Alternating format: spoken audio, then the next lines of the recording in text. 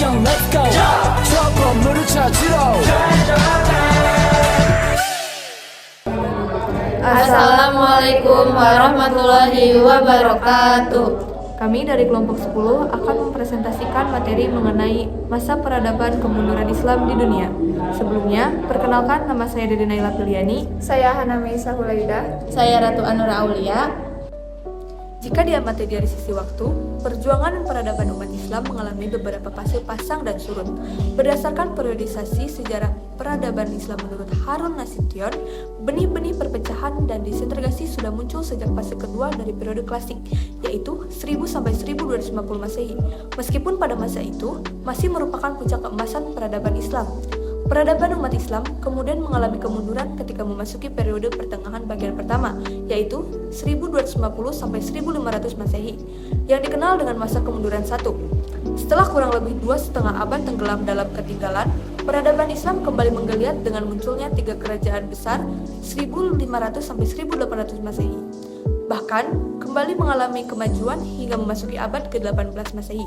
Setelah itu, grafik perkembangan peradaban umat Islam kembali menurun hingga memasuki abad ke-19 Masehi. Kemudian, terjadi kebangkitan kembali di periode modern. Faktor-faktor yang menyebabkan kemunduran peradaban Islam yaitu 1. Perang dan invasi. Salah satu penyebab terbesar adalah serangan dari luar. Contohnya invasi Mongol pada abad ke-13 yang menghancurkan Baghdad pada tahun 1258 dan menghentikan pusat internal utama dunia Islam. Selain itu, serangan oleh pasukan salib dan penjajahan Eropa di wilayah-wilayah Muslim memperlemah kekuatan politik dan ekonomi Muslim. 2. Keruntuhan kekhalifahan. Setelah kekhalifahan Abbasiyah jatuh, banyak kerajaan Islam yang terpecah menjadi negara-negara kecil dan terpecah belah. Persaingan internal di antara dinasti-dinasti Muslim juga memperlemah kekuatan mereka secara keseluruhan. 3. Kemunduran intelektual. Setelah masa keemasan, beberapa ulama dan penguasa mulai membatasi kebebasan intelektual dan inovasi. Pandangan yang lebih konservatif dan dogmatis menjadi dominan, penghambat perkembangan ilmu pengetahuan dan pemikiran bebas yang sebelumnya telah mendorong kemajuan peradaban Islam. 4. Korupsi dan pemerintahan yang lemah. Dalam beberapa kasus, kekhalifahan dan kerajaan Islam dilanda korupsi dan pemerintahan yang buruk yang menyebabkan ketidakstabilan politik dan sosial. Ini memperlemah kemampuan mereka untuk menghadapi tantangan dari luar. Yang kelima, ada perubahan ekonomi dan perdagangan. Setelah abad ke-15, Eropa mulai berkembang pesat dalam teknologi maritim dan perdagangan global. Bangsa Eropa menemukan rute perdagangan baru ke Asia dan Amerika, yang secara signifikan mengurangi peran ekonomi dunia Islam sebagai penghubung perdagangan antara timur dan barat. Yang keenam, ada penjajahan Eropa.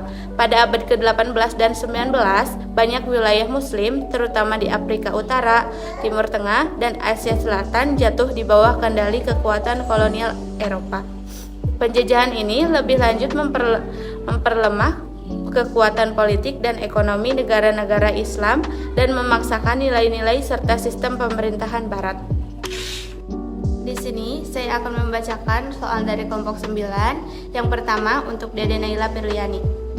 Pada tahun 1963 Masehi, para mahasiswa Muslim berkumpul di Universitas Illinois Champaign-Urbana untuk mendirikan himpunan mahasiswa Muslim yang bernama MSA. Apa usaha organisasi ini dapat dilakukan? Muslim Student Association atau MSA yang didirikan tahun 1963 di Universitas Illinois bertujuan untuk mendukung kebutuhan spiritual, sosial, dan intelektual mahasiswa Muslim. Beberapa usahanya meliputi 1. Menyediakan kegiatan keagamaan seperti sholat berjamaah dan pengajian. 2. Meningkatkan kesadaran tentang Islam melalui seminar dan dialog antar agama. 3. Dukungan sosial dan akademik bagi mahasiswa Muslim. 4. Kegiatan amal dan pengabdian masyarakat. 5. Advokasi hak-hak mahasiswa Muslim seperti waktu sholat dan makanan halal. 6. Acara sosial dan kultural yang mempromosikan budaya Islam. MSA membantu memperkuat identitas Islam dan mendorong dialog lintas budaya di kampus. Sekian jawaban yang saya sampaikan, semoga bisa menjawab pertanyaan yang telah diberikan. Selanjutnya, saya akan membacakan pertanyaan nomor 2 yang akan ditujukan kepada Hana. Perkembangan peradaban Islam di Perancis selain ditandai banyak organisasi-organisasi Islam juga dapat dilihat dari peradaban apa saja. Perkembangan peradaban Islam di Prancis terlihat dari beberapa aspek. 1. Pendidikan. Ada banyak institusi yang mengajarkan studi Islam. 2. Arsitektur. Masjid Agung Paris menjadi simbol penting. 3. Kehidupan sosial dan budaya seperti perayaan Ramadan, Idul Fitri, makanan halal, dan mode muslim. 4. Kesenian. Seni Islam seperti kaligrafi. 5. Politik dan hukum. Peningkatan keterlibatan muslim dalam politik dan isu-isu kebebasan beragama. Aspek-aspek ini menunjukkan pengaruh muslim dalam budaya dan masyarakat Prancis. Sekian jawaban yang saya dapat sampaikan. Semoga dapat menjawab pertanyaan yang telah diberikan. Baik, untuk pertanyaan ketiga akan diberikan kepada Ratu Anura. Ada 3 faktor utama penyebab kemunduran umat Islam. Menurut Muhammad Iqbal, coba jelaskan. Menurut Muhammad Iqbal, 3 penyebab kemunduran umat Islam adalah 1. Kejumudan intelektual. Umat Islam berhenti berpikir kritis dan inovatif. 2. Peniruan buta terhadap tradisi. Meniru tanpa pemahaman mendalam, sehingga kehilangan semangat pembaruan. 3. Kepasrahan fatalistik. Terlalu pasrah pada takdir tanpa berusaha memperbaiki keadaan. Faktor-faktor ini menghambat kemajuan umat Islam. Sekian jawaban yang dapat saya sampaikan. Semoga dapat menjawab pertanyaan yang telah diberikan. Sekian jawaban yang dapat kelompok kami sampaikan. Semoga dapat menjawab pertanyaan yang telah diberikan. Wassalamualaikum warahmatullahi wabarakatuh.